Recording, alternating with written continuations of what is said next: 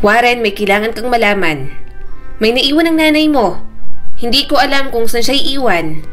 Hindi naman siya pwede sa amin, lalo na at pupunta na ako ng abroad. Asawa ko lang ang maiiwan sa mga anak ko. Sabi ng tita Lilet niya.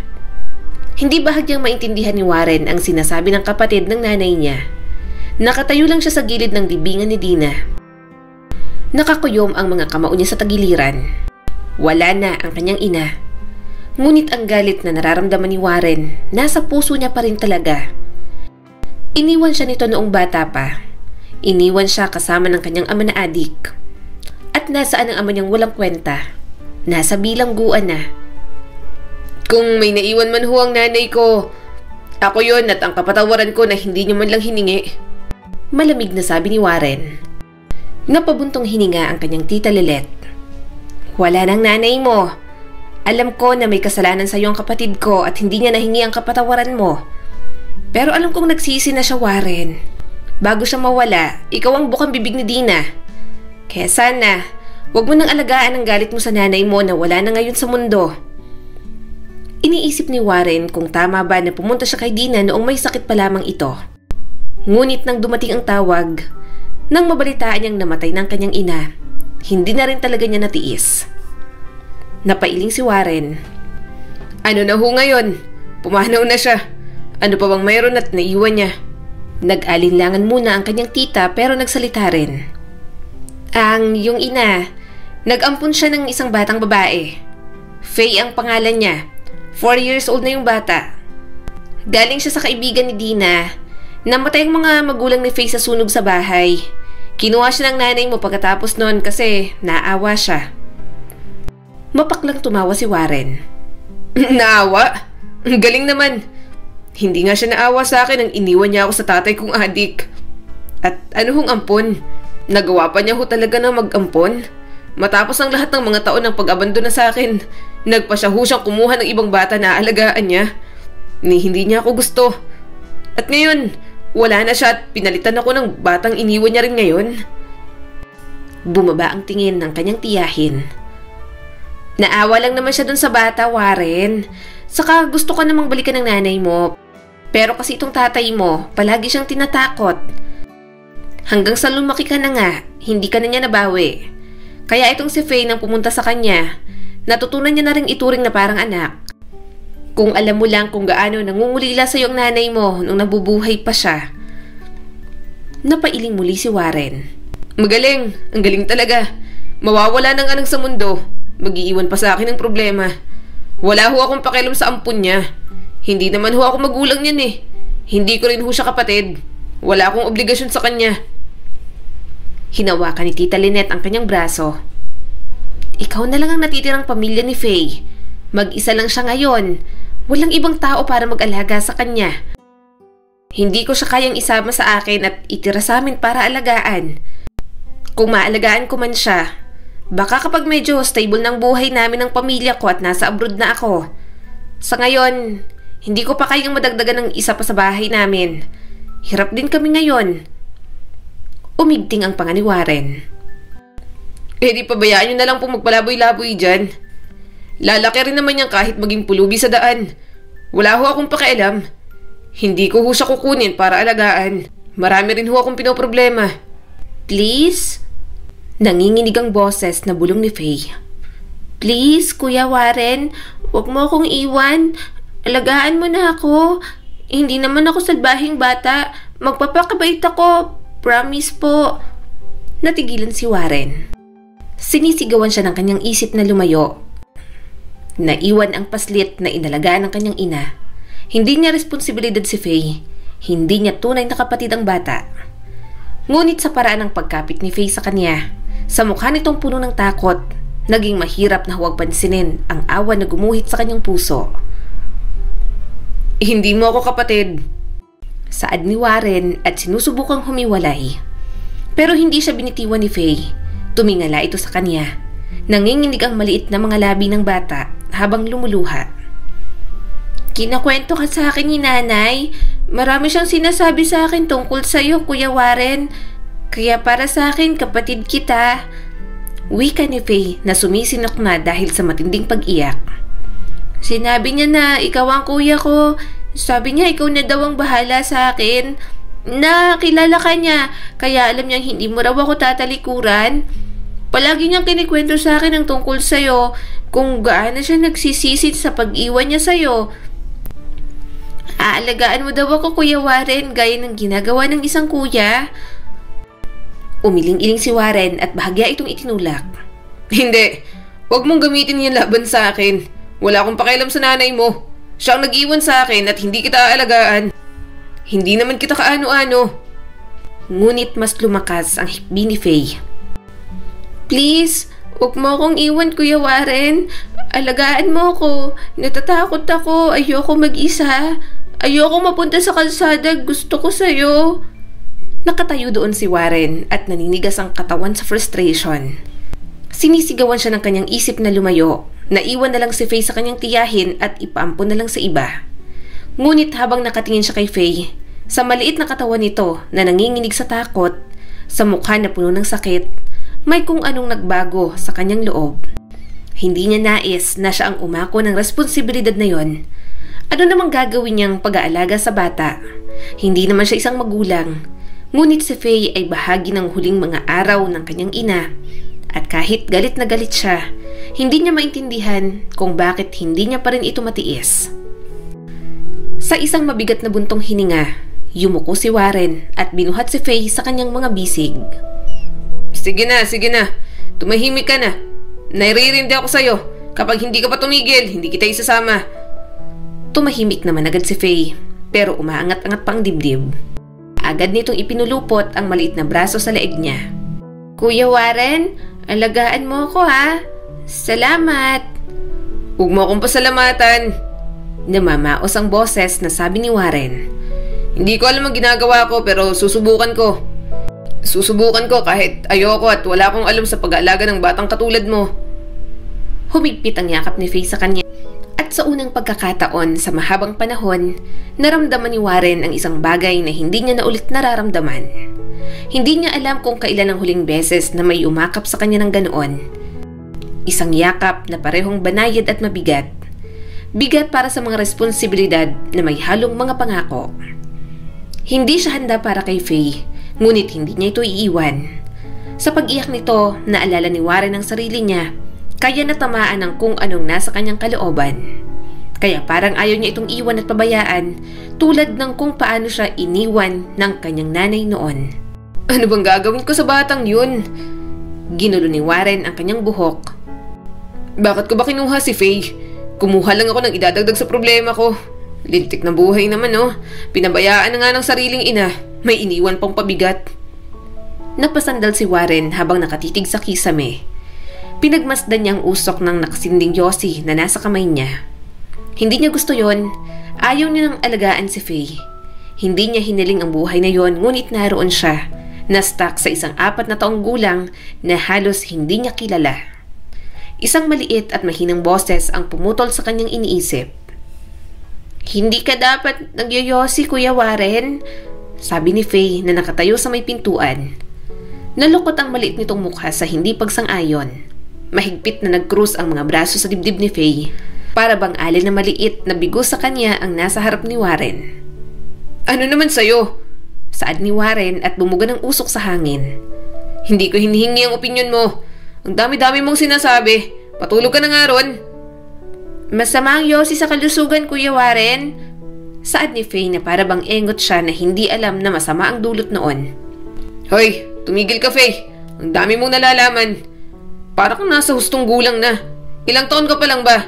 Huwag mong itamang isang masamang ugali sa isang taong dapat na mas nakakaalam kaysa sa'yo. Humithit pa siya ng sigarilyo, bahagyang na-stress sa batang sinasaway siya. Ngumuso si Faye at nagsalita na para siyang tinatakot. Alam mo ba yung kapitbahay namin dati ni nanay? Namatay dahil sa pagyoyosi. Sabi nasira raw ang baga. Sige ka, Kuya Warren, magagaya ka ron. Huwag ka nang magyosi. Hindi ka pa pwedeng mamatay. Aalagaan mo pa ako. Mapakla siyang tumawa. Bata ka talaga oh. Ako bang tinakot mo? Muntik na ako magpatiwakal noon pero tingnan mo at buhay pa ako ngayon. Saka wag mo nga akong tinatakot sa mga ganyan. Mukha bang hindi ko alam? Mas malaki pa nga ang warning sa pakete kaysa sa balat. Ang tagal ko nang alam. Mukha bang natatakot ako? Tumango si Faye. Dapat matakot ka kasi mali ang ginagawa mo. Masamang manigarilyo. Huwag ka nang maganyan. Nag-aalala ako sa'yo kasi mahal kita, Kuya Warren. Ayokong mawala ka tulad ni nanay. Umismid si Warren. Ewan ko sa'yo. Napaka-OA mong bata ka. Umiwas ng tingin si Warren at bumuga ng panibagong usok patungo sa kisame. Hindi niya kailangan ng aral. Hindi galing kay Faye na isang bata lang. Ano namang alam nito tungkol sa buhay o tungkol sa anumang bagay? Hindi niya kailangan ng aral. Hindi galing kay Faye na isang bata lang. Ano namang alam nito tungkol sa buhay o tungkol sa anumang bagay? Manahimik ka, Faye. Malamig na sabi ni Warren. Buhay ko to, hindi sa'yo. Umigting ang panga niya. Sinabihan niya nang bumalik sa pagtulog pero nakatayo pa rin doon sa pintuan. Talaga naman oh. Naiinis niyang sabi. Itinapat niyang sigarilyo sa ashtray. Pinatay niya yon para matigil na si Faye. Sumandal siya sa sofa at muling tumitig sa telebisyon. Naninikip ang dibdib ni Warren. Ayaw niyang ipahalata na sa kabila ng pagiging malamig niya, sa kabila ng mga pader na itinayo niya sa kanyang sarili, nagmamalasakit siya kay Faye. Hindi niya alam kung paano ipapakita sa bata na sa ilalim ng lahat ng pait, lahat ng galit na dala niya, may bahagi sa kanya na gustong protektahan ito. Hindi siya magaling magpakita ng kahit na anong emosyon. Pinatay ko ang Cindy para sa'yo dahil ayokong makalanghap ka ng usok. Pero hindi ibig sabihin titigil na ako. Matulog ka na, Faye. Masungit na sabi niya. Mas mahina ang boses pero hindi gaanong malupit. Good night, Kuya Warren. Malumanay na sabi ni Faye na puno ng pag-asa ang boses. Hindi sumagot si Warren. Nang makapasok na ito sa kwarto, muling tumahimik ang bahay. Hindi siya perpekto, ayaw niyang mag-adjust para lang sa bata. Pero namalayan niya na rin talaga ang sarili na ginagawa iyon. Faye! Tawag ni Warren pagkapasok niya ng bahay. Lumitaw si Faye sa pintuan na mukha ng maasim dahil sa paglalaro. Bakit, Kuya Warren? Kakain na tayo ngayon, sabi ni Warren at dumiretso na sa lamesa. May dala akong lechong manok, dala ko to kaya wag mo na akong paghintayin. Napakurap-kurap si Faye, saka nagmamadaling pumunta sa maliit na hapagkainan nila. Palihim siyang sumulyap sa bata, parang wala pa sa mood ang kanyang kapatid. Mukhang mas trip yata ang fried chicken kaysa sa lechong manok na dala niya. Sabay silang umupo, walang pagdadalawang isip na kumuha si Warren ng pagkain. Mabagal at parang distracted sa ibang bagay si Faye. Siya ang nababagalan kaya nilagyan niya ng 3 piraso ng manok ang plato nito. Ayaw mo ba ng lechong manok? Medyo naiinis niyang tanong dahil hindi mo lang na-appreciate ang dala niyang pagkain. Oo, fried chicken ang gusto mo. Alam ko, mas mahilig sa pritong manok ang mga bata. Marahang umiling si Faye. Salamat sa lechong manok, Kuya Warren. Bumagal ang pagnguya ni Warren. Hindi niya maintindihan kung bakit wala sa mood ang kanyang kapatid. Sinaway niya agad ang sarili at nagpatuloy sa pagkain. Ano namang pakialam niya kay Faye? Kumain man ito o hindi, wala dapat siyang pakialam. Kung ano ang nakahain sa lamesa, yun dapat ang kainin. Hoy, Faye! Kinuha ni Warren ang atensyon nito at kumuha ng pera sa wallet. Bumili ka ng soft drinks sa tindahan. Pero kumakain pa ako. Nakuha pang magreklamo ni Faye. Huwag ka nang makapagtalo. Matigas na sabi ni Warren at napako ang tingin sa sariling pagkain. Sige na, bumili ka na ron. Hindi na nakipagtalo pa si Faye. Nang makalis ang bata, kinalat niyang mainit nitong kanin para mabilis na lumamig. Medyo hinimay niya na rin ang manok at tinanggal ang buto para dito.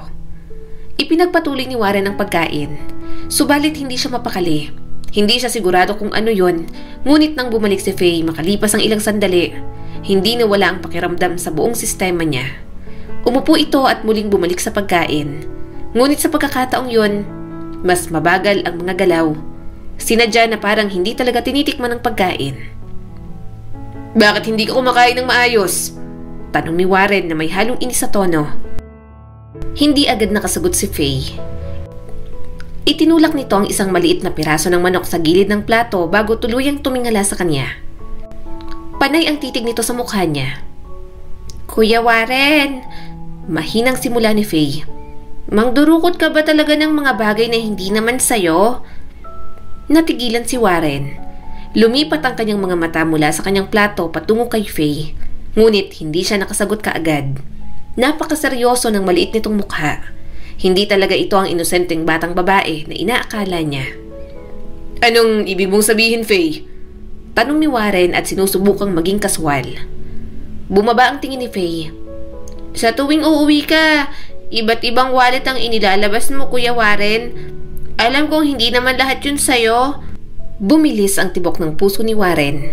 Hindi niya inaasahan na matatanong siya ng ganoon. Mapagmasid talaga si Faye sa paligid. At ang masama pa, tama ang bata sa sinasabi nito. Mandurukot talaga siya. Mabilis niyang itinulak ang pagkain dahil nawalan siya ng gana. Gulong-gulong isip niya habang sinusubukang makaisip ng dahilan. Isang paraan para baliwalain ang mga tanong nito. Masyadong matalino si Faye para sa edad nito. Subalit ano bang pakialam niya kung malaman nito na gumagawa siya ng masama? Pakialam mo ba? Magpasalamat ka na lang at napapakain kita. Saad niya rito at may halong iritasyon. Sinasabi kasi ng mga tao dyan sa labas na magdurukot ka raw, Kuya Warren. Nagpatuloy si Faye. Kumukuha ka ng mga bagay mula sa mga tao.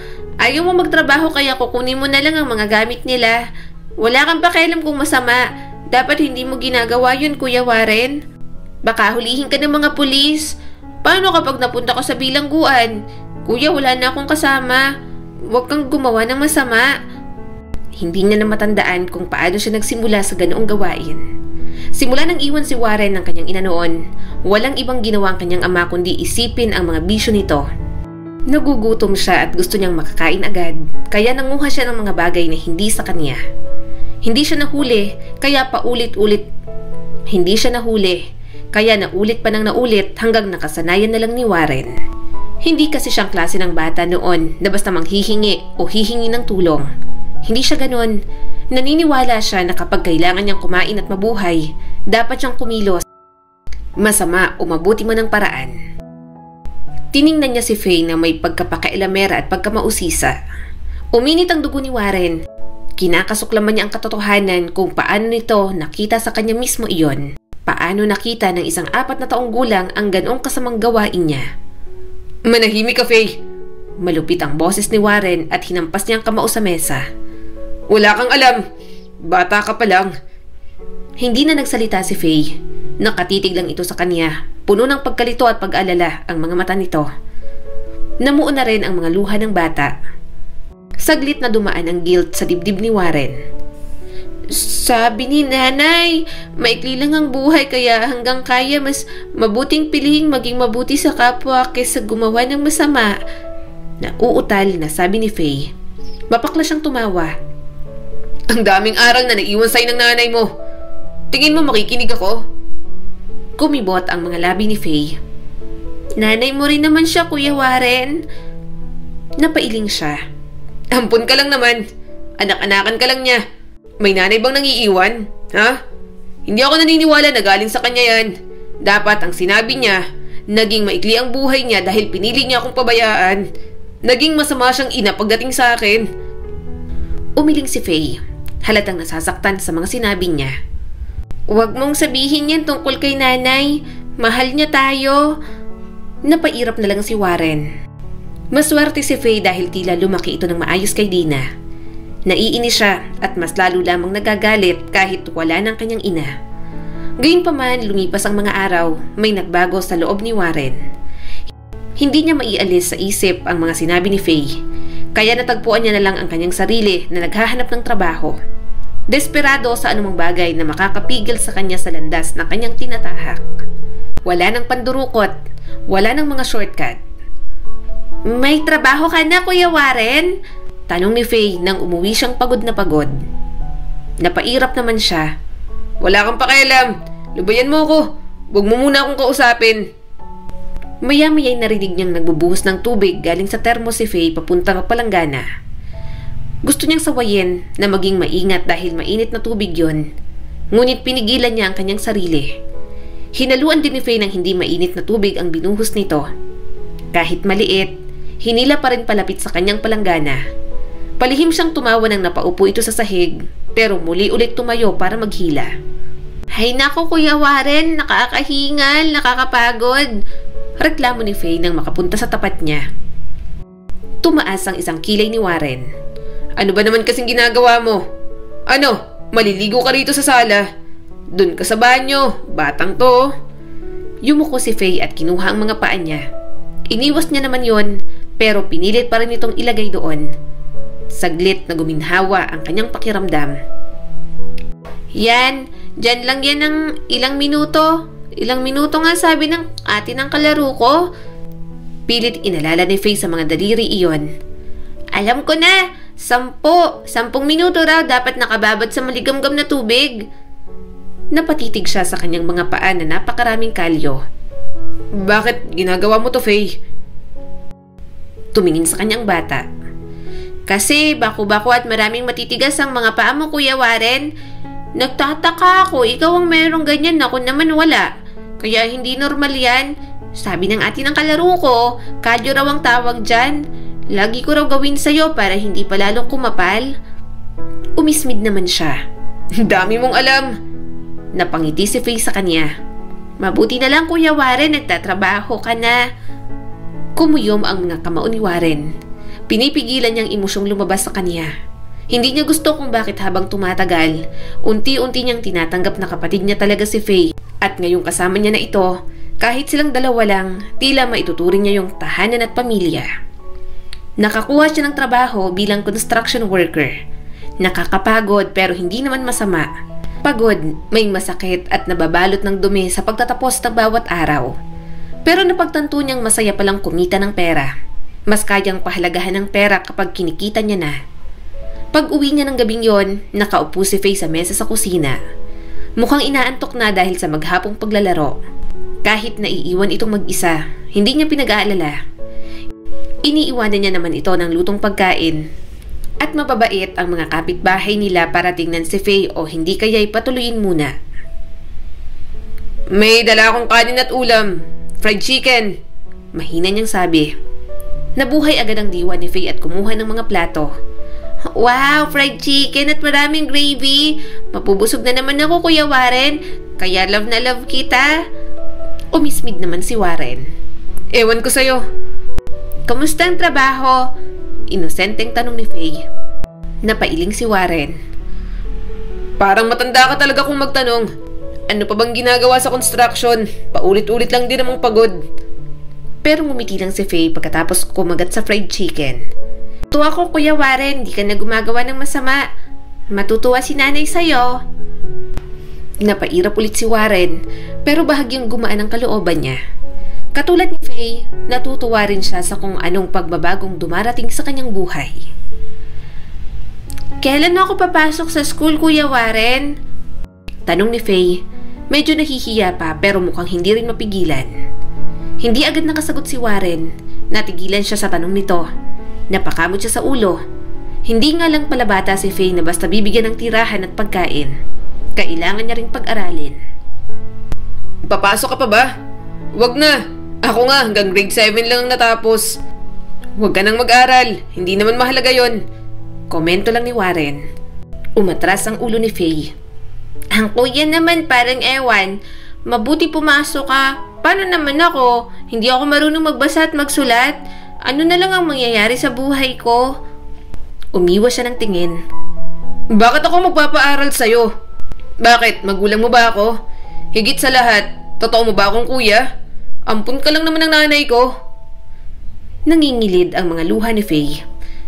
Kuya naman hindi mo ba talaga ako pag-aaralin? Mas lalo siyang hindi tumingin. Iiyak na naman siya. Alam naman ito na doon siya mahina. Hindi naisip yun ni Warren. Wala siyang naisip na ganoon para sa bata. Nakatayo si Faye sa harap niya. Humawak sa manggas ng t-shirt niya at hinila-hila yon. Kuya, pag-aralin mo na ako please. Kapag pinag-aral mo ako, magiging teacher ako. Ako na magtatrabaho para sa ating dalawa. Mas lalo siyang nagsungit. Abat, nangarap ka pa. Napakagaling. Humalukip-kip naman si Faye. Bakit? Wala ka bang pangarap? Wala siyang pangarap. Hindi niya alam kung bakit ganon. Sa dami ng naranasan niyang hirap, parang ayaw niya ng mangarap. Pero ngayong naririnig niya na may pangarap si Faye, mukhang alam niya na kung ano ang gusto niyang maabot. Nagpakawala siya ng buntong hininga. "Huwag kang umasa na papapasukin kita sa school. Hindi ko kayang gastusin doon. Wala akong pera para sa mga ganyang bagay. Magiging pabigat ka lang." Bumagsak ang mukha ni Faye. Nawala ang saya sa mga mata nito. Napaatras ito ng ilang hakbang at nagsimulang tumulo ang mga luha. Nakita ni Warren ang pagkabigo ng kanyang kapatid.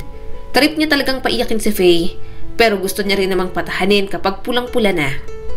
At kapag malungkot ito, hindi niya rin naman talaga matitiis. Pagkaraan ng linggong yon, natagpuan ni Warren ang kanyang sarili sa school. Ini-enroll ang kapatid na iyakin. "Nasaan na yung bata?" tanong ng guro sa kanya. Sumagot naman siya, "Nasa bahay, hindi ko na sinama, masyadong mainit ngayon." Tumango naman ito at tiningnan ang birth certificate. Faye Ann Sanchez palang name niya.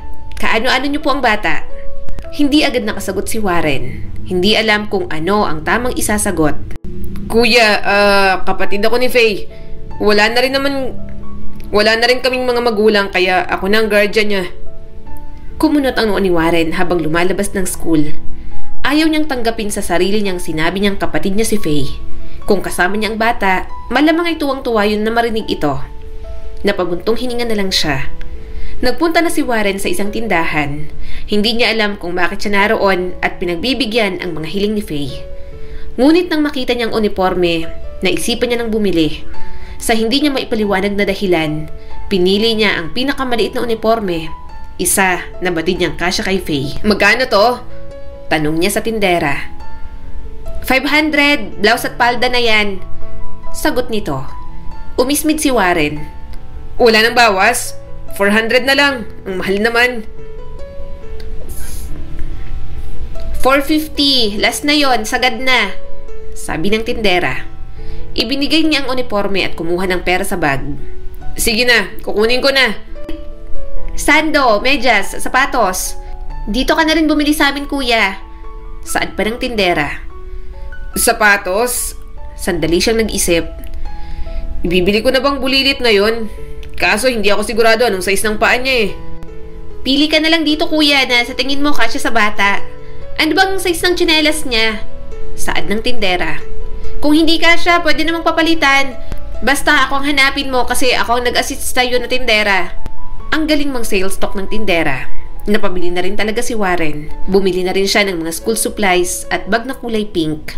Matibay at mas mahalang binili niya para tumagal.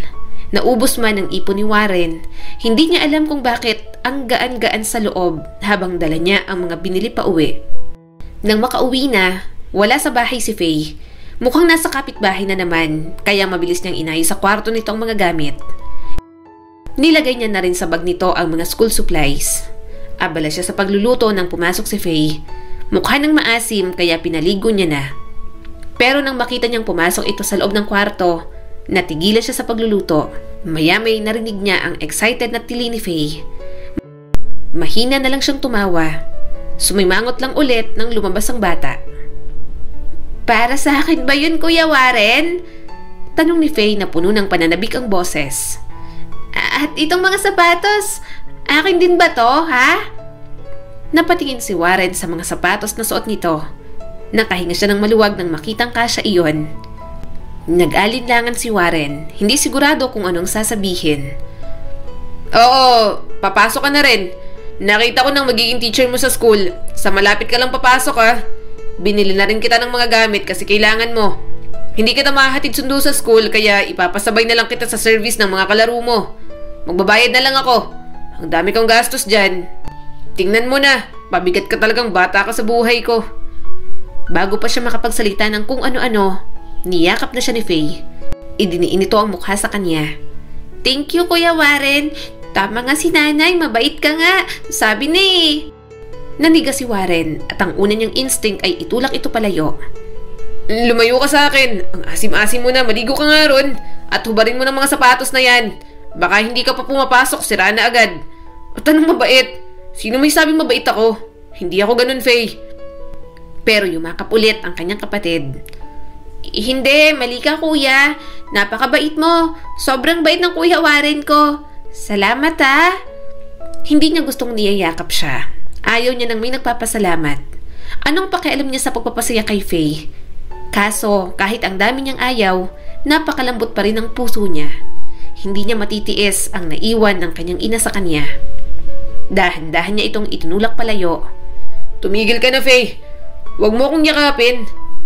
Umatras naman ito. Nanlalaki ang mga mata sa pagkalito at medyo nasaktan. Ngunit nang muling tumingin sa sapatos, isang maningning ng ngiti ang kumalat sa mukha nito.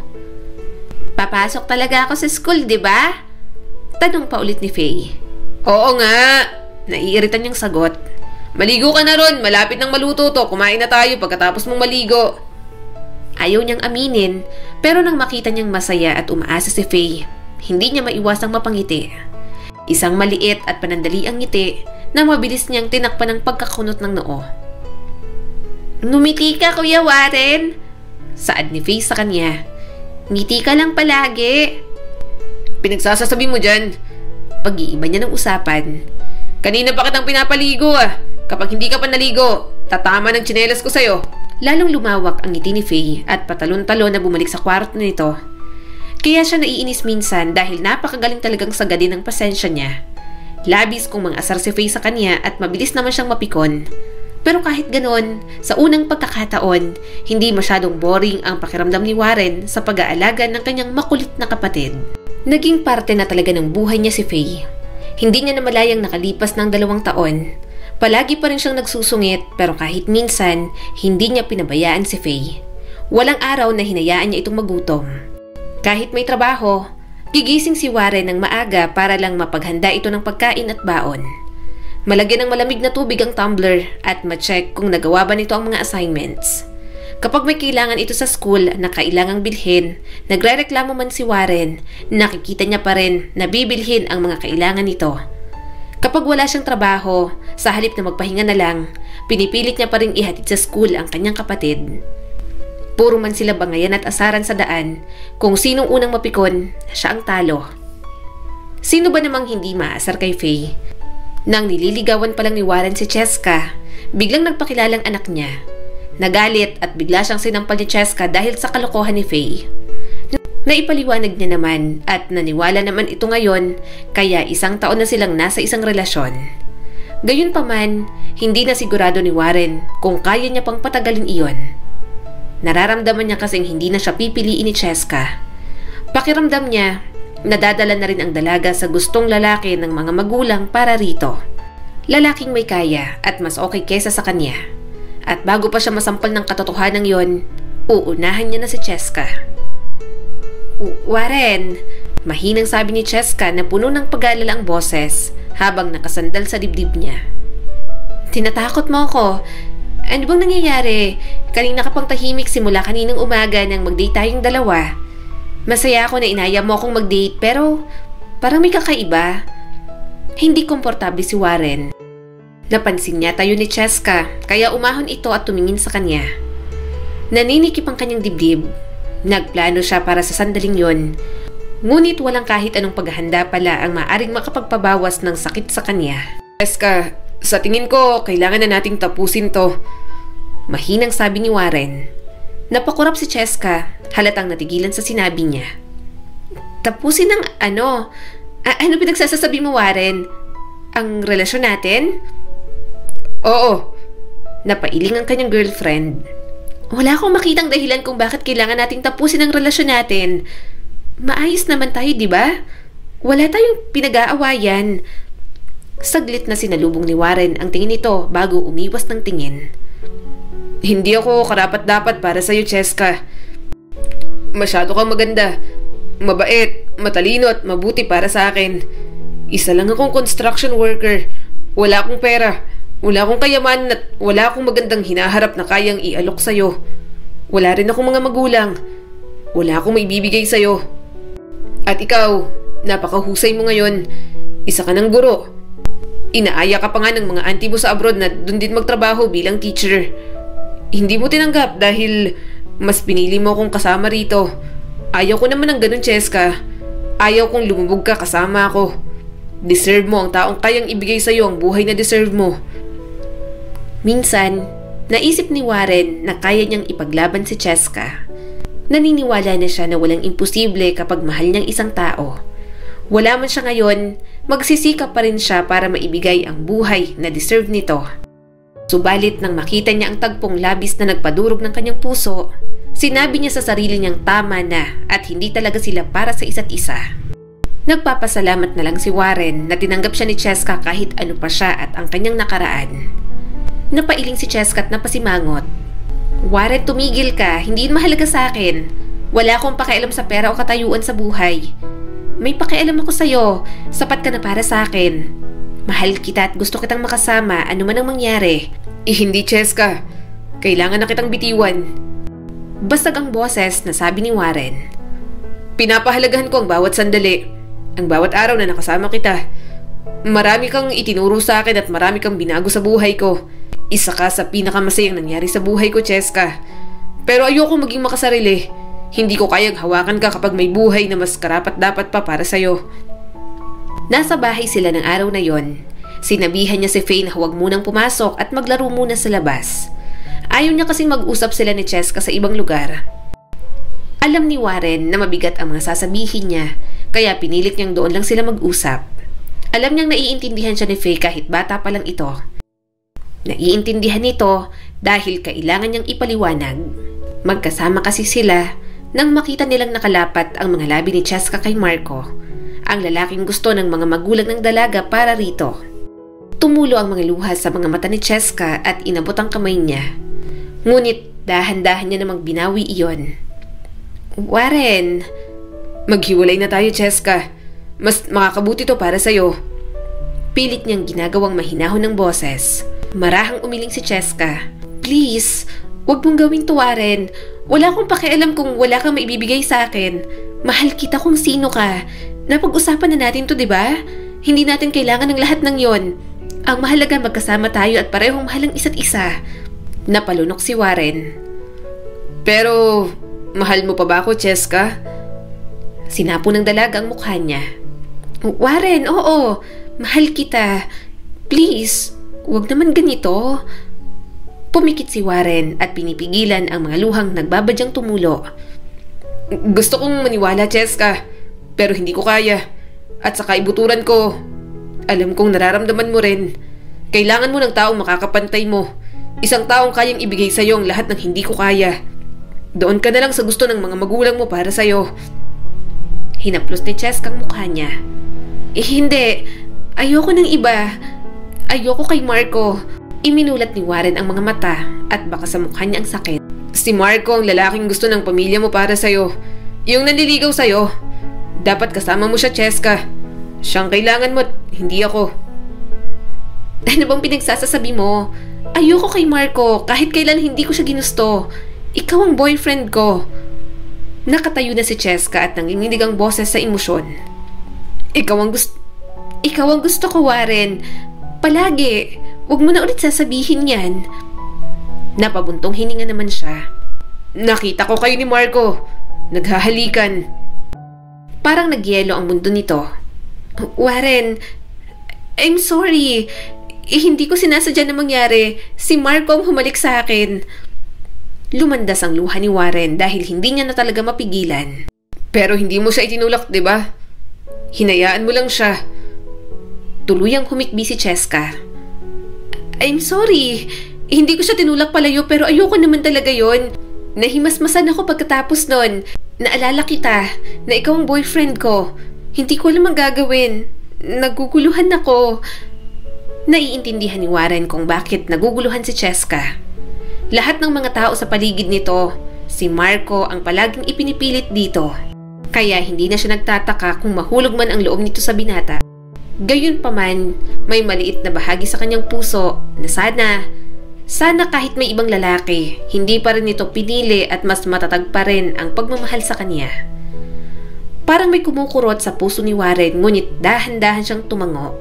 Naiintindihan ko, nalilito ka at naguguluhan. Hindi ako galit sa'yo. Marahas na umiling ang dalaga at mahigpit na hinawakan ang kanyang kamay. Hindi tamang ginawa ko. Napakaraming kaguluhan sa loob ko at hindi ko alam kung anong gagawin. I'm sorry. Hinaplos niyang mukha nito at pinunasan ng mga luha. Alam kong nalilito ka. Hindi ako magagalit sa iyo, Cheska. Pero kung mahal mo siya, kung sa tingin mo siya na baka oras na para bitiwan natin ang mayroon sa atin. Mas lalong umiyak ang dalaga. Hindi, Warren. Please, hindi ko siya mahal. Mahal kita. Alam ko sa sarili ko na mahal kita. Huwag mo akong papiliin sa inyong dalawa dahil ikaw lang talaga. Napalunok si Warren at naninikip ang dibdib sa bigat ng desisyon niya. Hindi ko alam kung guilt pa rin ba o pagmamahal ang dahilan mo kaya ka nananatili sa akin. Hindi kita pinapapili. Alam kong masakit pero ito ang pinakamabuti para sa'yo. Mahal kita kaya ayoko naguguluhan ka ng ganito. Nasasaktan din ako pero hindi kita iiwas sa magandang kinabukasan. Magiging mabuti to para sa buhay mo kahit hindi to madali para sa akin. Napuno ng hikbi ni Cheska ang sala ng bahay nila. Dinudurog mo ang puso ko, Warren. Ayokong mawala ka. Huminga siya ng malalim at puno ng lungkot ang mga mata. Palagi kang isa sa mga pinakamasayang alaala ng aking buhay, Cheska. Hindi kita makakalimutan at mamahalin kita palagi. Pero mas tamang gawin to. Hindi mahuhulog ang damdamin mo kay Marco kung mahal mo pa rin ako. At iintindihin ko yon. Hindi ako magagalit, kaya huwag ka na mag-alala. Nang kumalma na si Cheska, hinatid niya na ito pa uwi. Tumalikod na si Warren. Bawat hakbang palayo, pakiramdam niya ay may nawawalang bahagi sa kanyang sarili.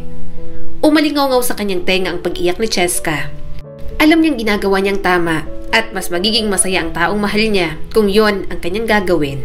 Pagka-uwi sa bahay, nakita niya si Faye. Nanonood ito ng TV kaya tumabi na muna siya. Gabi na, bakit hindi ka pa natutulog? Tanong niya rito. Matulog ka na. Masama sa batang nagpupuyat.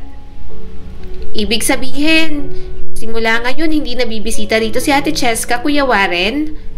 Tanong ng kapatid niya. Napabuntong hininga siya. Hayaan na lang natin siya kung saan siya sasaya. Nanood lang sila ng TV saglit. Naninikip ang dibdib ni Warren at panay ang paghinga ng malalim. Maya-maya'y hindi niya na napigilan ng mga luha. Mahina siyang napahikbi sa tabi ni Faye at walang ibang ginawa ang kapatid niya kundi hagudin ang kanyang likod. Hangad niya na makalimutan niya rin si Cheska. Kuya Warren, gising ka na. Nung oras na? Bakit hindi ka pa gumigising? Humihinga ka pa ba? Tanong ng kanyang kapatid na si Faye. Tinakpan ni Warren ang kanyang mga tenga. Nagsisimula na naman kasi ang bulilit niyang kapatid sa bahay nila. Palibhasa bakasyon at wala itong pasok sa school. Naabutan pa siya kaya talagang labis na ginugulo. Para talagang matanda si Faye kung makapagsalita o umasta. Tila nanay niya na hindi mapaanak. Kuya, gising ka na kasi. Dapat hindi ka tinatanghali gumising. Kuya Warren, kahit tae hindi mo na maabutan. Mga linya pa ni Faye sa kanya. Grabe ka talaga, lumipas ng almusal, tanghalian, parang hindi naaalala na may kailangang pakaining bata. Binato niya naman ito ng unan. Bakit? Anak ba kita? Hindi nga kita kapatid, ampon ka lang naman ni nanay. Manahimik ka, natutulog pa ako. Kitang nagpapahinga eh. Hindi niya na ito narinig magsalita. Maya-may may narinig siyang nagbubuklat ng mga kaldero. Kahit pagod at antok na antok pa, mabilis siyang bumangon. Hindi niya pwedeng pabayaan si Faye. Noong huling beses na pinabayaan niya ito, muntik nang masunog ang bahay nila. Sa sobrang galit niya, nasigawan niya si Faye at pinalo pa sa puwet. Iniyakan lang naman siya ng kapatid niya. Ano ba naman yan, Faye? Hindi ba sinabi ko sa'yo na huwag kang mangingialam dyan sa kusina? Ano't binubuksan mo ang takip ng... Ano yan? Tanong ni Warren at dahan-dahang lumapit sa lamesa. Puno pa ng spaghetti ang bibig ni Faye habang nilalagyan ng pagkain ng plato niya. Kuya Warren, wala ka na palang utak ngayon. Siyempre, pagkain. Muntik niya nang mabatukan si Faye. Ikaw talaga, palagi mo akong pinipilosopo. Ang ibig kong sabihin, saan galing yan? Itinuro ni Faye ang labas ng bintana. Naririnig mo ba? Ang alin? Nagtaray naman ang kanyang kapatid. Ang maingay na karaoke ng kapitbahay, Kuya Warren. Mabuti na lang birthday ng kalaro ko. Paano na lang kung hindi niya birthday at hindi siya naghanda? Eh di maghapon gutom ang maganda mong kapatid.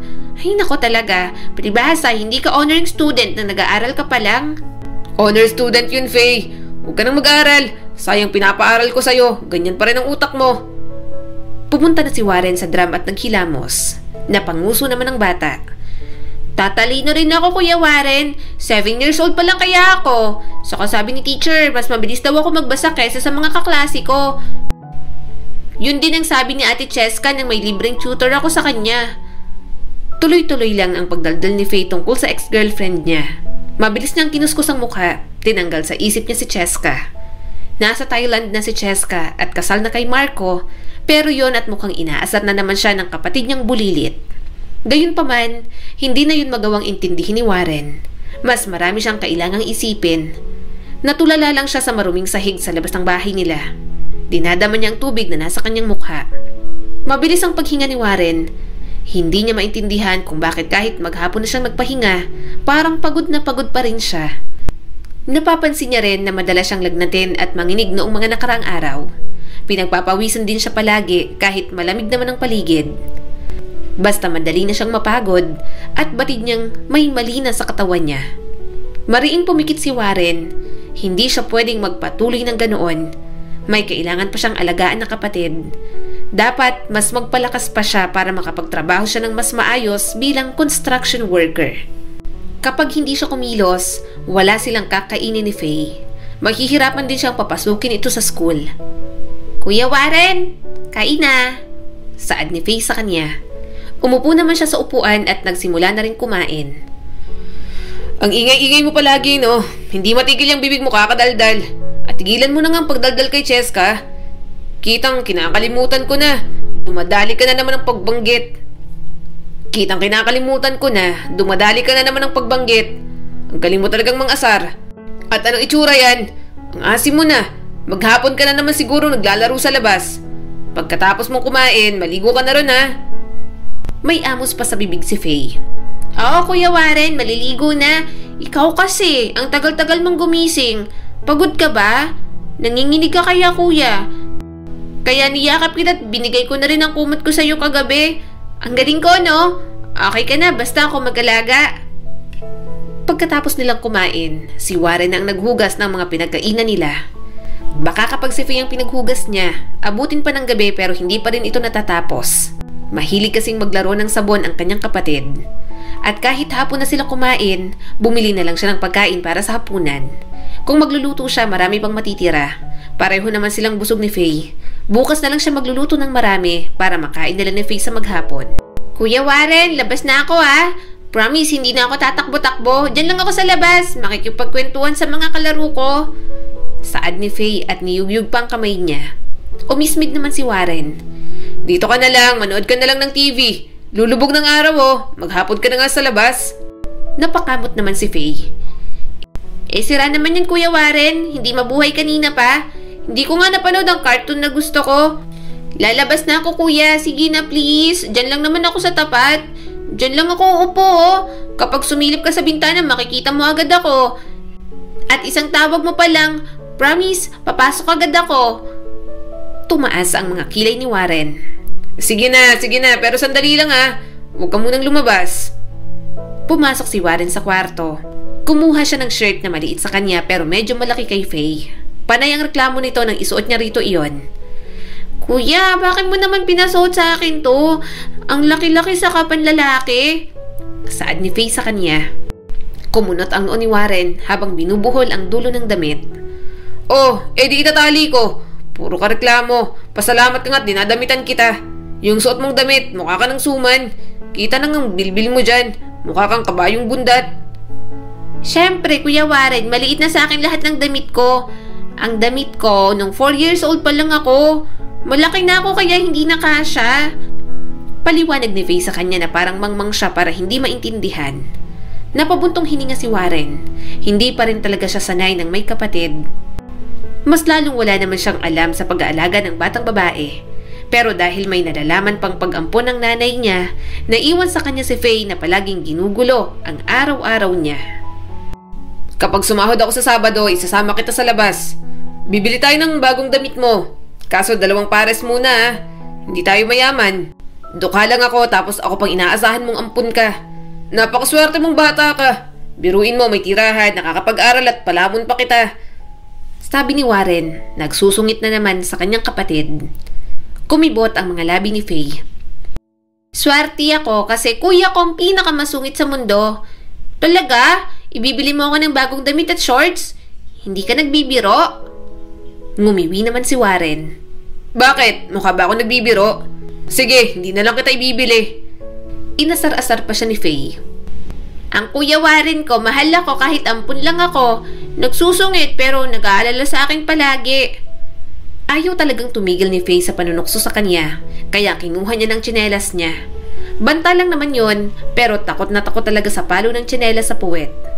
Mabilis namang lumabas sa bahay si Faye habang tumatawa. Napailing na lang si Warren. May mga pagkakataong sobrang pasaway talaga ni Faye at hindi makinig sa kanya. Kaya may mga pagkakataong hindi niya mapigilang mapalo ito. Hindi naman kasi magulang si Warren. Wala siyang alam sa pagiging magulang sa isang makulit na bata. Subalit nakita niya na lang ang sarili na hindi na makatanggi sa pag-ako ng responsibilidad kay Faye.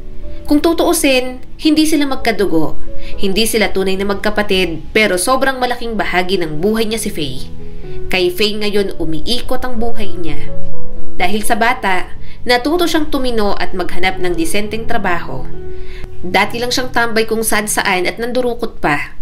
Pero nang iniwan si Faye sa kanya, gusto niyang umayos kahit paano. Kaya pagiging construction worker ang pinapasok niya.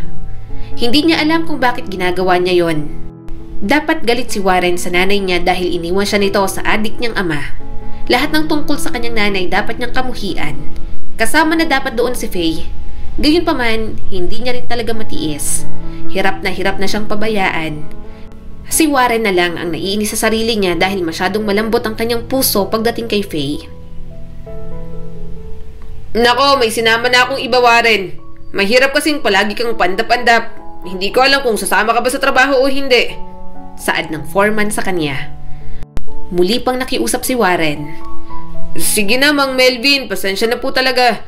Hindi naman ho ako tinatamad sa trabaho. Talagang may mga pagkakataon nung tinatamaan ako ng sakit at hirap na hirap ho akong bumangon sa higaan. Pero kapag nakakapagpahinga, okay naman na po ako. Baka naman po may alam kayong pwede ko pang pagtrabahuhan. Wala na ho kaming budget ng kapatid ko. Magpapasok ka na rin kaya kailangan ko pang mamili ng gamit ni Faye. Huminga ito ng malalim.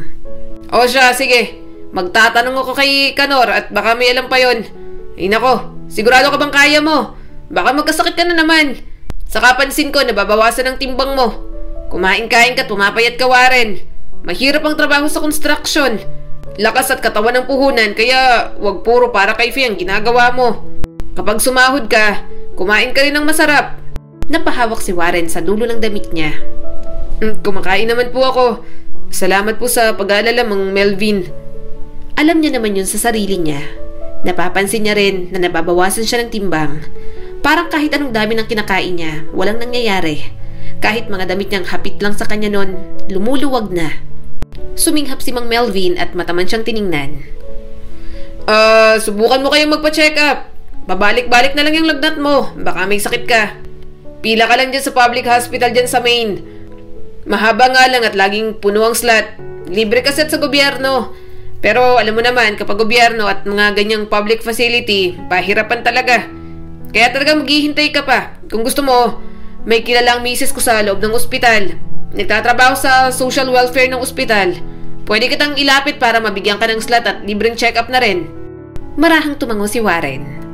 Sige po, maraming salamat po, Mang Melvin. Ayaw niyang isipin na may mas malubha pa siyang sakit. Gusto niyang isiping simpleng sakit lang naman ang mayroon siya. Simpleng lagnat na nagagamot ng paracetamol. Gayunpaman, paulit-ulit nang nangyayari. Alam ni Warren na may kakaiba na nga sa katawan niya. Warren, okay ka lang? Tanong ni Genevieve, ang may-ari ng pinapagawang bahay. Anong mga yan? Mga pasaba yan?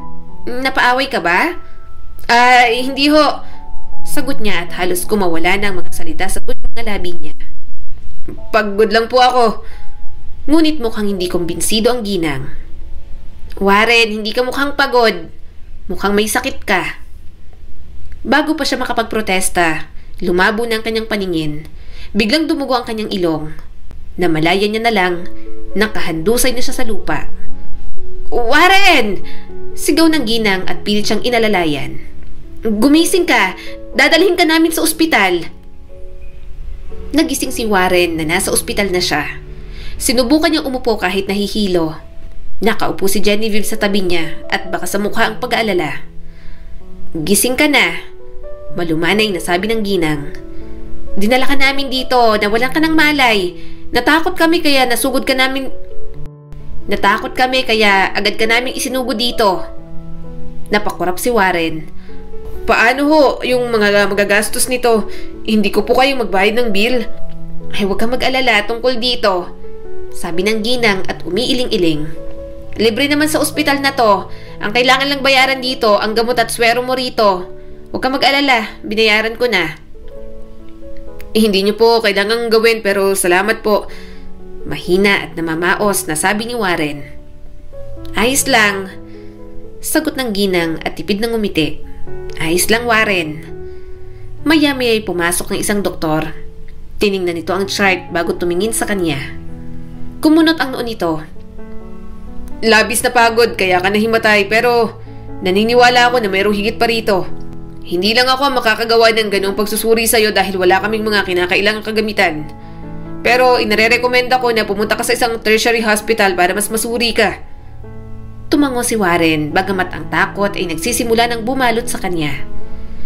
Nagpatulong siya sa asawa ni Mang Melvin kaya makalipas ang ilang araw, natagpuan ni Warren ang kanyang sarili na naghihintay sa isang mahabang pila. Napapaligiran ng mga taong tulad niya ay desperado na rin na humingi ng tulong. May leukemia ka, malumanay na sabi ng doktor.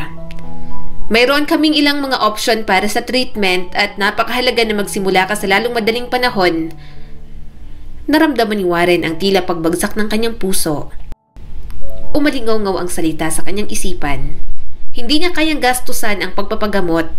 Natutugunan lang ng kinikita niya ang mga pangangailangan nila ni Faye. Mukhang nabasa ng doktor ang nasa isip niya. May mga programang gobyerno na makakatulong sa gastos. Ngunit magiging totoo ako rito. Matagal yon. Maraming tao ang humihingi ng tulong kaya talagang matagal ng paghihintay. Pero, paano po kung hindi na lang ako magpagamot? Tanong ni Warren. Kung hindi ka sasailalim sa treatment, mahinang sagot ng doktor. Lalala ang kalagayan mo at mabibilang na lamang ang mga araw mo sa mundo. Gulong-gulong isip ni Warren. Naninikip ang kanyang dibdib. Hindi siya takot mamatay pero takot siyang maiwan si Faye. Gusto niyang lumaban pero anong gagawin niya kung wala siyang kahit na ano o sino na maaasahan? Warren, kumusta ka? Napatawag ka. Kumusta kayo ni Faye? Tanong ng kanyang tita Lilet mula sa kabilang linya. Nasa abroad na ito at doon na nagtatrabaho. Napalunok si Warren at nanunuyo ang lalamunan. Tita Linet, meron po akong sasabihin sa inyo. Yung mga doktor, sabi, may leukemia daw po ako.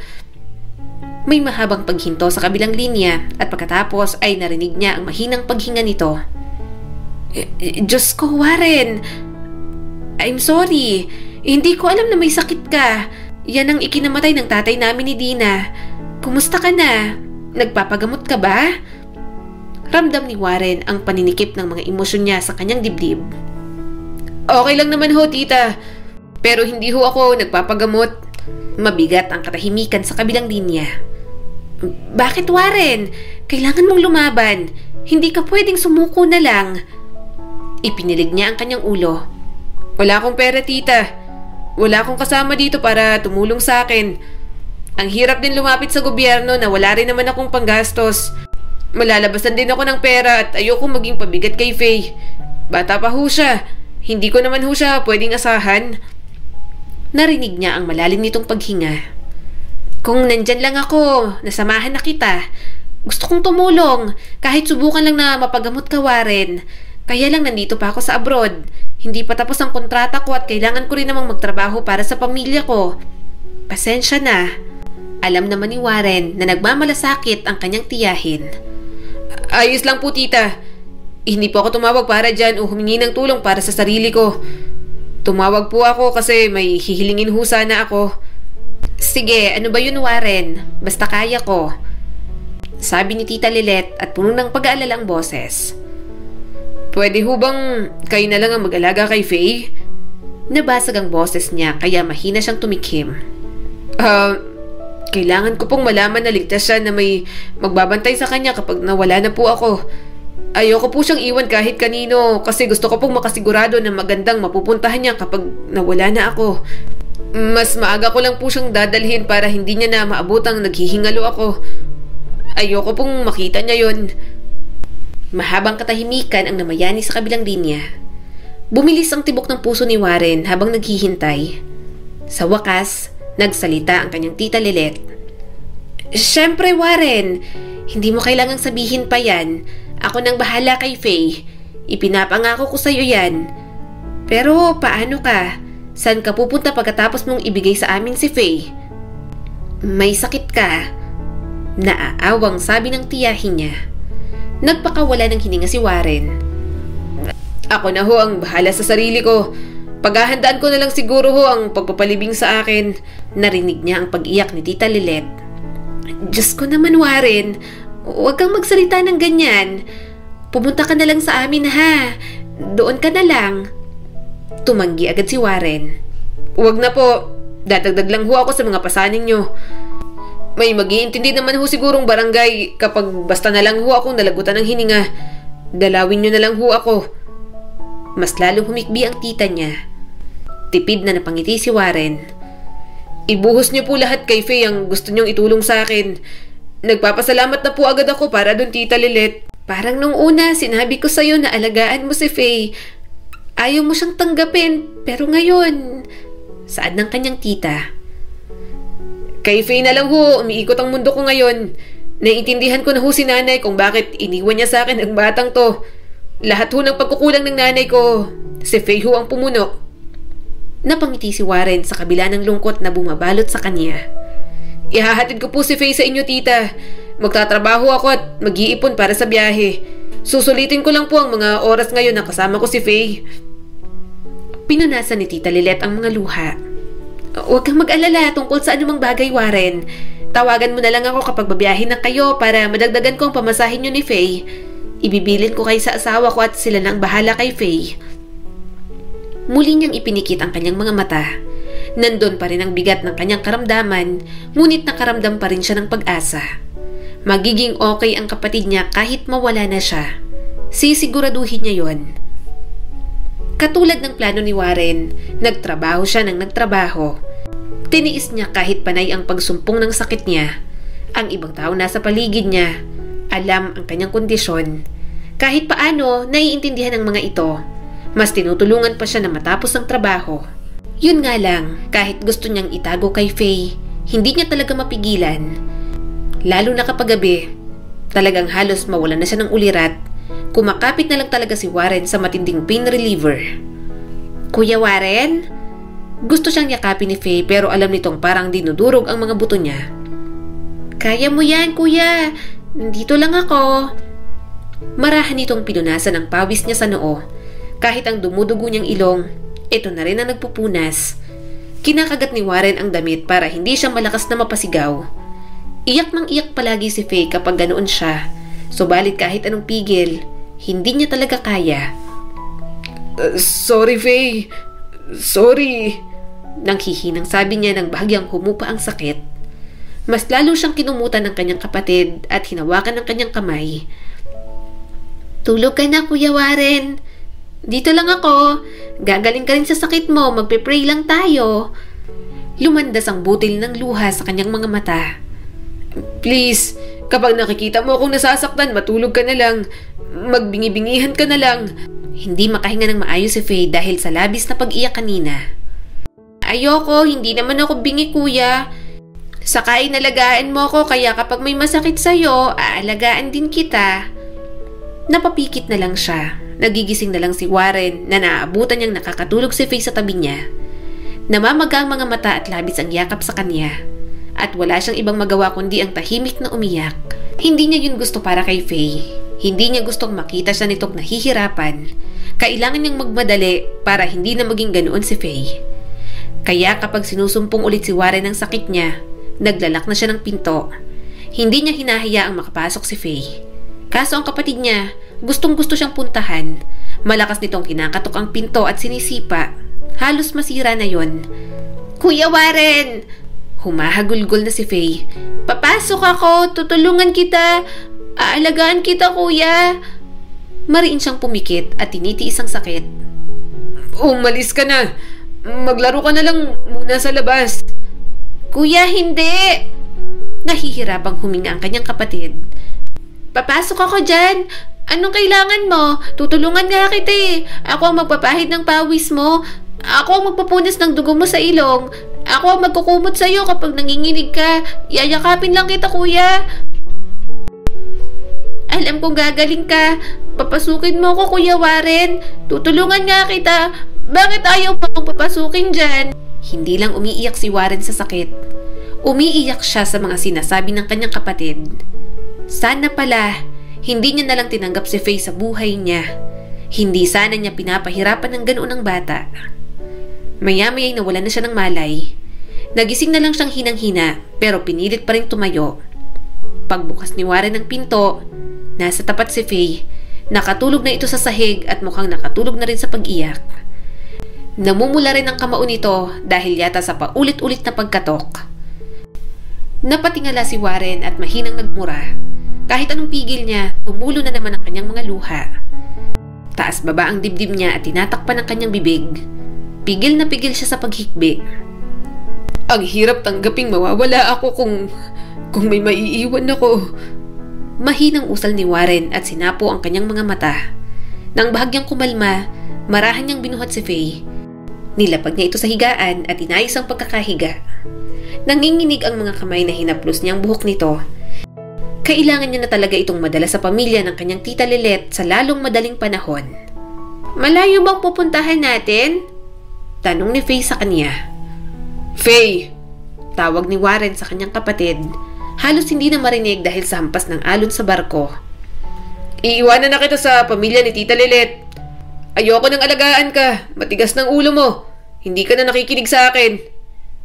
Lumingon si Faye sa kanya at namuo agad ang mga luha nito. "Bakit, Kuya Warren? Ayaw mo na ba sa akin? Alam kong kahit masakit ka magsalita, palagi ka pa rin may pakialam sa akin. Alam kong mahal mo ko. Ganyan ka lang kasi nagagalit ka na gusto kitang alagaan kapag may sakit ka." Malungkot siyang napangiti. Wala talaga siyang maitatago kay Faye. Matalinong batang kapatid niya, kaya ang hirap hindi maging totoo rito. "May sakit ako, Faye. Nakikita mo naman at wala na akong lakas para alagaan ka. Aalagaan ka naman ni Tita Lilet ng maayos. Patapos ng kontrata nun sa abroad, mababait din naman ang mga pinsan ko." Saad pa ni Warren. Punong-puno ng pag-aalala ang mga mata ni Faye. "Pero babalik ka ba para kunin ako, kuya? Ayokong wala ka sa tabi ko. Ikaw dapat ang nag-aalaga sa akin." Pinilit niyang magsungit. "Anong ako? Hindi naman kita responsibilidad. Naaawa lang naman ako sa'yo. Saka, ayoko na, pabigat ka lang talaga sa buhay ko. Hindi ko na kayang katigasan ng ulo mo." Mariing umiling si Faye. "Hindi ako naniniwala sa'yo, kuya. Lagi ka naman ganyan eh. Laging masungit at masakit magsalita pero alam kong mahal mo ako at palagi kang nag-aalala sa akin.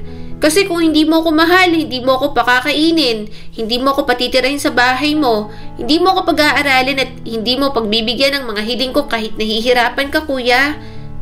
Babalikan mo ba ako kay Tita Lilet?" Nadurog ang puso ni Warren sa kainosentihan sa boses ni Faye. Tinanaw niya lang ang karagatan at ang pier na lumiliit sa paningin niya. Gusto niyang alagaan ito, gusto niyang balikan si Faye. Pero sa kaibuturan ni Warren, alam niyang nauubos na ang oras niya. Pero hindi niya kayang sabihin ng totoo. "Oo, Faye. Babalik ako para sa'yo. Babalikan kita." Mahinang usal ni Warren na punong-puno ng kasinungalingan. Dahan-dahang tumango si Faye, ngunit halatang hindi kumbinsido.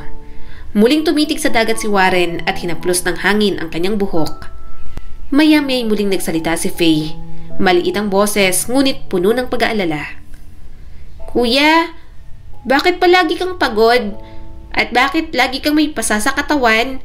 Bakit ka nilalagnat sa gabi at bakit ka sumisigaw minsan? Natatakot ako na nasasaktan ka palagi, kuya. Mahinang pag-amin ni Faye. Nanigas si Warren. Hindi niya inaasahan ang mga tanong nito. Akala niya'y mananatili na lamang tahimik si Faye. Nakalimutan niyang masyadong mapagmasid ang kanyang kapatid. Masyadong matalas ang isip para sa edad. Alam niyang hindi na niya maiiwasan ang mga tanong nito. Huminga si Warren ng malalim. Faye, may sakit ako. Yun lang yun. Yun ang dahilan kung bakit ako palaging pagod, kung bakit ako nagkakaroon ng mga pasa, at kung bakit nararamdaman ko ang labis na sakit kong minsan. Kumunot ang noon ni Faye. May gamot ka ba para ron, kuya? Bakit ganon? Bakit kahit uminom ka ng gamot, sumasakit pa rin? Hindi ba dapat kapag umiinom ng gamot, dapat gumagaling na? Pilit nang umiti si Warren kahit na dinudurog ang puso niya. Oo, Faye, may gamutan naman. Gagaling din ako. At sa ngayon, okay naman ako Ayos na ang pakiramdam ko. Hindi mo kailangan mag-alala. Mukhang nakahinga ng maluwag si Faye. Kung ganon, hindi ka mamamatay, di ba? Magpapagaling ka, tama? Kaya iwan mo muna ako kay Tita Lelet kasi magpapagaling ka muna. Nanuyo ang lalamunan ni Warren sa tanong. Nakikita niyang pag-asa sa mga mata nito, ang tiwala nito sa kanya. At ayaw niyang sirain ang pag-asa na yon. Oo, Faye. Mahinang wika ni Warren. Hindi ako mamamatay. Magiging maayos din ako at babalikan din kita. Ngunit habang sinasabi niya ang mga katagang yon, nababagabag ang kanyang isipan. Hindi alam ni Warren kung hanggang kailan niya kayang magpanggap na magiging okay ang lahat. Alam niyang nanghihina na ang kanyang katawan. Humawak si Faye sa kamay niya. Parang nadudurog ang puso ni Warren habang pinagmamasdan ito. Isa lang naman ang hiling niya, maging maayos si Faye kapag wala na siya. Kuya Warren, sabi sa kanya ni Faye. Mamimiss kita. Ngumiti si Warren at nangilid ang mga luha. Mamimiss din kita, Faye. Maya-maya'y marahas na yumanig ang barko. Umalingaw-ngaw sa hangin ang tunog ng pagsabog na nagpapadala ng alon ng takot. Naghiyawan ang mga tao, tumatakbo sa lahat ng direksyon, sinusubukang hawakan ng anumang bagay para sa kaligtasan habang nagsimulang tumagilid ang barko. Bumilis ang tibok ng puso ni Warren at mahigpit na inabot ang kamay ni Faye. Faye, hawakan mo ako! Napasigaw si Warren dahil sa ingay ng mga tao. Ngunit muling nayanig ang barko. Sa pagkakataong yon, mas marahas na. Nakita niya ang mga lifeboat na hinuhulog na sa dagat, ngunit malayo sa kanila yon. Nahihirapan na silang magbalanse ni Faye dahil sa anggulo ng barko. Kuya, anong nangyayari? Umiiyak si Faye at mahigpit na hinawakan ng kanyang kamay. Naninikip ang dibdib ni Warren. Alam niyang kailangan na nilang bumaba. Hindi ko alam, Faye. Pero kailangan na nating bumaba sa barko ngayon. Huwag kang lalayo sa akin, okay? Pasigaw niyang sabi. Tumingin siya sa paligid at nakita niyang isang pulutong ng mga tao na nagtutulakan, nagsisigawan patungo sa mga lifeboat. Nakita ni Warren ang isang life jacket na pakalat-kalat sa malapit. Binuhat niya si Faye. Tumakbo siya papunta ron at tinutulak ang mga tao. Kaso sa pagdampot niya, may lalaki rin na kumuha. Nakipag-agawan siya kaya sinapak siya nito. Kuya Warren! Umiiyak na sigaw ni Faye. Bakit mo sinaktan ang kuya ko? Ang sama-sama mo! Parang may malakas na ugong sa kanyang tenga. Nanghihina ang katawan ni Warren, kaya ang sapak na yon, grabe ang epekto sa kanya. Aray ko! Buwisit kang bata ka! Nakita niyang kinagat ni Faye ang kamay ng lalaki.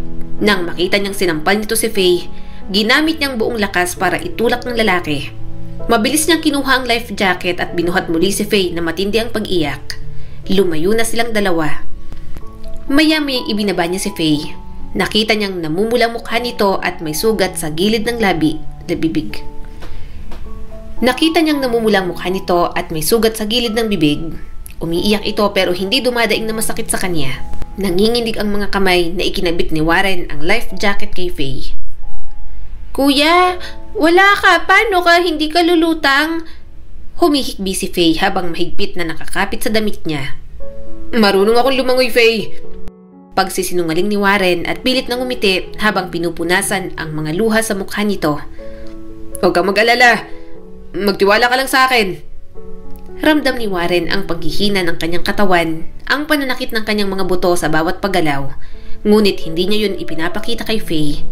Hindi nito pwede makita kung ganoon kalubha ang kanyang kalagayan. Wala na silang oras. Handa ka na ba? Sabi ni Warren, pilit na kinakalmang hiningat ang boses. Kailangan nating tumalon, Faye. Kumapit ka sa akin, okay? Hindi kita bibitiwan. Tumango si Faye. Namumutlang mukha ngunit buo ang tiwala sa kanya. Huminga si Warren ng malalim at mas niyakap ang bata. Tumalon sila sa malamig at magulong dagat. Sa pagtama pa lang ng tubig sa katawan ni Warren, parang 1,000 karayom ang tumusok sa kanya. Nabitiwan niya si Faye. Nanghihina at mabigat ang katawan niya at ang lakas na manatiling nakalutang ay tila nawawala sa bawat segundong lumilipas. Para siyang patuloy na nilalamon ng tubig. Lumabo ang paningin ni Warren at ang pamilyar na sakit sa kanyang mga buto ay patuloy niyang nararamdaman. Sa sandaling yon, habang lumulubog ang kanyang katawan sa kailaliman, naisip ni Warren na wala na siya. Akala niya, yun na ang katapusan. Ngunit sa gitna ng tahimik na kadiliman, isang mahinang liwanag ang lumitaw sa kanyang harapan. Malambot yun nung una, parang isang malayong alaala ngunit lalong lumiwanag. Nakarinig siya ng halakhak, isang tinig na sumisigaw, mahina ngunit pamilyar. "Kuya Warren! Kuya Warren!" Boses yun ni Faye. Ang tunog ng boses ng kapatid niya ay tumagos sa kadiliman. Para siyang hinihila pabalik mula sa bingit ng kamatayan. Masakit ang kanyang katawan. Ang kanyang isip ay sumisigaw para sa lunas, ngunit hindi siya maaaring sumuko. Hindi ngayon, kailangan pa siya ni Faye. Pinilit niyang lumangoy. Gumagalaw ang mga braso niya sa desperasyon, lumalaban sa bigat ng sariling katawan. Para siyang inaakay ng liwanag pataas at nang makaahon, humihingal siyang lumingalinga sa paligid. Hanggang sa mapunta ang kanyang mga mata sa isang maliit na figura na lumulutang sa malapit. "Faye!" Malakas niyang tawag. Lumangoy si Warren papunta rito. "Faye! Faye, nandito ako! Nandito pa rin ako!" Ipinulupot nito ang mga braso sa kanya. Ramdam na ramdam niya ang init ng maliit nitong katawan at saglit na nagkaroon ng pag-asa. Buhay sila ni Faye. Pareho silang ligtas. Pagkatapos nilang ma-rescue, hindi nila alam kung ano ang sunod nilang gagawin. Binigyan ang mga naapektuhang pasahero ng pansamantalang shelter. Hinayaan din na makatawag sa mga pamilya. Nang tawagan niyang kanyang tita, labis ang pag-aalala nito. Sinabi ng kanyang tiyahin na ipapasundo sila sa asawa nito. Subalit lumipas na ang 3 araw, hindi pa rin sila sinusundo ng kanyang tito Jason. Nanghihina na siya at wala silang pera. Hindi na rin niya makontak ang kanyang tita. Mabuti na lamang, kabisado ni Warren kung paano pumunta sa bahay ng mga kamag-anak niya. Tinanong din sila ng mga facilitator sa shelter, kaya kahit papaano, binigyan sila ni Faye ng pamasahe papunta sa pupuntahan nila. "Ang layo pala talaga ng bahay ni Tita Lilet, no? Nakakapagod, Kuya Warren," saad ni Faye sa kanya. Inayos niya ang pagkakaupo nito sa kandungan niya at pinasandal sa kanyang dibdib. "Matulog ka muna. Pagising mo, nandun na rin tayo." Marahan itong tumango at natulog. Napabuntong hininga na lang siya. Kinandong niya si Faye sa bus para makatipid sila sa pamasahe. Kailangan din nilang kumain at limitado lang ang pera nila. Hihiram na lang siya ng pera sa kanyang tiyuhin para makauwi siyang muli. Yun nga lang, pagdating ni Warren sa bahay ng kanyang tita Lilet, hindi niya inaasahan kung ano ang bubungad sa kanya. "Sino ka? Kaano-ano ka ni Tito Jason?" Mariin niyang tanong sa babaeng nakita niya sa bahay ng tita Lilet niya. "Nasaan ang mga pinsan ko?" Wala ang kanyang mga pinsan. Kahit isa wala siyang makita. Maya-maya'y lumabas ang asawa ng tita Lilet niya. At sa nakikita niya pa lang, mukhang kabit na ng kanyang tito Jason ang babae. "Ano ginagawa mo rito?" Naiinis na tanong ng kanyang tiyuhin. "Lintik naman oh. Sinabi ko na nga kay Lilet na ayaw ko kayong pumunta rito, tumuloy pa rin kayo." Nanginginig si Warren sa galit. Mukhang walang ideya ang tita niya sa pinagagagawa ng asawa nito. Hindi na siya nakapagpigil at malakas itong sinapak. "Walang hiya ka?" Mahigpit niyang hinawakan ang kuwelyo ng damit nito. "Nagpapakahirap sa abroad ang tita ko tapos may kalokohan ka palang ginagawa dito. Nasaan ang mga pinsan ko?" Malakas siyang itinulak ng kanyang tito. "Naglayas ang mga anak ni Lilet. Mga ayaw makinig sa akin. Anong gagawin ko? Hoy, Huwag kang mangingialam sa amin ha. Problema namin to ng pamilya namin. Ano bang ginagawa nyo rito? Magsilayas kayo. Dadagdag pa kayo sa palalamunin. Lumayas kayo. Dahil sa problema, walang nagawa si Warren kundi ang umalis doon. Gustong-gusto niyang sabihin sa tita Lilet niya ang ginagawa ng asawa nito. Nag-aalala rin siya sa mga pinsan niya subalit hindi niya alam kung paano. Wala silang kahit na ano at kailangan niya pang intindihin si Faye. Hindi niya alam kung saan dadalhin ang kanyang kapatid. Madadala niya lang ito kung nakauwi ng tita niya. Pero kahit yata makauwi ito, mukhang hindi rin ito kayang alagaan si Faye. Siguradong guguho ang mundo ng kanyang tita Lilet kapag nakauwi.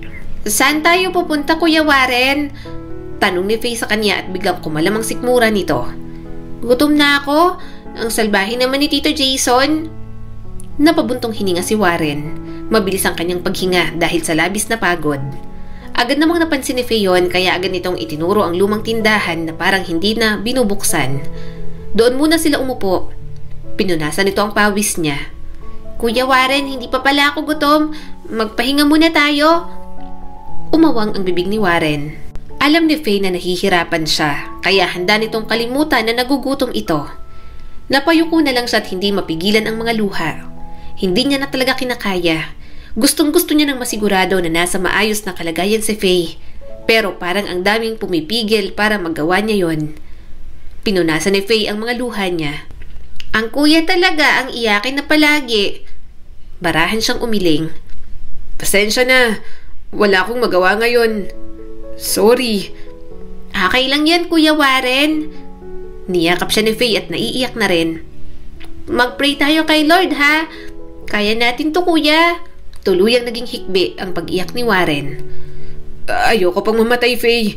Gusto ko pang mabuhay ng matagal. Hindi pa kita nakikitang maging teacher. Faye, hindi na alam ni Kuya ang gagawin. Napapagod na ako, Faye. Mas lalong humigpit ang yakap ng kapatid niya. Lalaban tayo, Kuya Warren. Hindi tayo susuko. Kaya natin to. Pahinga lang. Magpapahinga lang tayo pagkatapos magpahinga. Okay na ulit ang lahat. Huwag na tayong umiyak. Mahigpit niyang niyakap si Faye. Kung walang kapatid niya, baka matagal na siyang nawala. Baka matagal na siyang sumuko. Ito lang naman ang dahilan kung bakit kumakapit pa siya. Pakiramdam ni Warren, kaya binigyan pa siya ng pangalawang pagkakataon na mabuhay sa paglubog ng barko. Alam ng Diyos na hindi niya pa natatapos ang gusto niya para kay Faye. Subalit pa paano niya gagawin yon kung wala silang mapuntahan? Nakatulog silang magkapatid ng magkayakap. Paggising ni Warren, masakit ang kanyang katawan pero pinilit niyang bumangon. Tinitigan niya si Faye. Kailangan niyang gumawa ng paraan para may makain sila. Kaso, hinang-hina na talaga si Warren. Hindi niya alam kung anong gagawing paraan. Kaya nang makakita siya ng tindahan ng mga prutas, gusto niyang basta nalang kumuha. Matagal niya nang tinalikuran ang masamang gawain. Pero para kay Faye, muli niyang nakita ang sariling ginagawa iyon. Kailangan niya ng pera. Kailangan nilang makauwi at maghanap ng ibang paraan. Hoy! Ang bag ko! Tulong! Kinuha niya ang bag ko! Sigaw ng Ale. Mabilis siyang tumakbo habang mahigpit ang hawak sa bag. Pero hindi siya kasing liksi ng dati. Kaya nang naabutan si Warren, hindi na siya nakatakas. Dinumog siya at pinagsisipa. Inagaw ang bag sa kanya pero ayaw niyang bitiwan yon. Ang naiisip niya lang, kailangan nila yun ni Faye para makauwi na. Kapag nakauwi sila, maghahanap siya ng ibang kukup-kup kay Faye. Dahil ayaw niya talagang bitiwan, mas lalo siyang sinaktan ng mga tao. Nang makuha ng ginang ang bag, mabilis siyang gumapang sa harap nito. Parang awa niyo na. Kailangan ko ng pera. Kailangan naming umuwi ng kapatid ko. Wala na akong oras. Hindi ko na kaya. Ang kapatid ko, maiiwan siya ng mag-isa. Pero walang nakikinig sa kanya. May pulis doon sa kanto! Bilis! Tawagin nyo! Ipadampot nyo na! Wala siyang nagawa nang damputin siya ng mga pulis. Bago siya maisakay sa police car, narinig niya ang malakas na pagsigaw ni Faye. Kuya!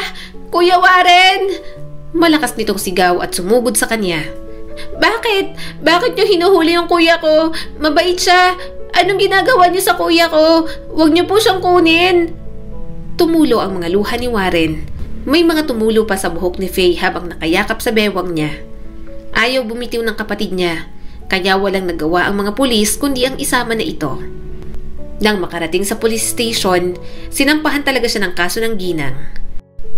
Walang naiintindihan si Faye pero bigla itong sumigaw at umiyak doon. Walang ginagawang masama ang kuya ko. Hindi niyo po ba nakikita? May sakit ang kuya ko. Maawa naman po kayo sa kanya. Bulalas nito. Tinarayan lang naman ng ginang ang bata, kaya hinawakan ng isang pulis si Faye. Napatingin naman si Warren sa pulis. Maamang mukha nito at marahang kinausap ang kapatid niya. May candy ito sa bulsa at binigyan si Faye. Paborito yan ng anak ko. Kainin mo, masarap yan. Nakangiting sabi ng pulis habang pinapakalma si Faye sa labas. Usapan ng matatanda yon, huwag ka munang sumali. Maya-maya'y napakiusapan naman ang ginang na huwag nang magsampa ng kaso. Mukhang naawa na rin ang mga pulis sa kanila. Nang tinanong kasi si Warren, sinabi niya ang lahat ng pinagdaanan nila ni Faye kaya napilitan siyang gawin yun sa ginang. Nang sumapit ang gabi, nakaupo lang sila sa plaza. Malapit lang yun sa police station kaya doon sila naghintay. Binigyan sila ng pulis ng balabal at yun ang ibinalot sa kanya ni Faye. Tipid siyang napangiti kahit gustong-gusto niya nang pumikit. Kuya Warren, tatai lang ako ha. Dito ka lang ha. Huwag kang aalis. Sobrang busog ako sa binigay na pagkain ni Manong Edwin. Pagtukoy ni Faye sa pulis na nagbigay ng candy rito. Marahan siyang tumango. Mas lalong inayos ni Faye ang balabal. Marami ka ring nakaing sopas kanina. Dito ka lang ha. Dadalhin daw tayo ni Mang Edwin sa bahay nila.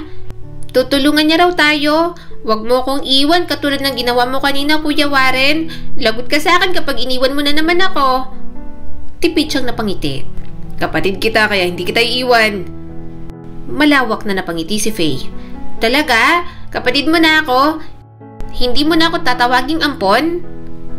Mahina siyang tumawa kahit hinang-hina na. Hindi na, mahal ko ang kapatid ko. Tuwang-tuwa namang yumakap si Faye sa kanya. Mahal na mahal din kita, Kuya Warren.